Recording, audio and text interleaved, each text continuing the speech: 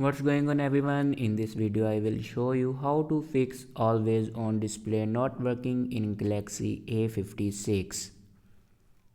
So let's start the video. First of all, open settings.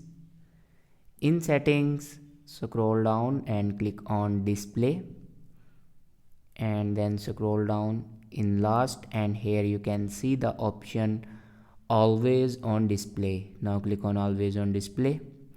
Now here you can turn on your or off your always on display. After turn on your always on display, then go back and click on sound and vibration and click on do not disturb, and if you turn on do not disturb, then turn it off. After turn off do not disturb, then go back to the main page of your settings and scroll down and click on software update. Now here you can check your latest version will be updated or not. If it doesn't update to latest version, then update it to latest version.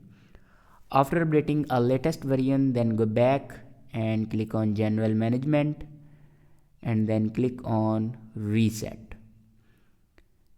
On top you can see the option reset all settings. Now click on it and then click on reset settings. After reset all the settings, your problem will be fixed. I hope this video is helpful for you. Thanks for watching.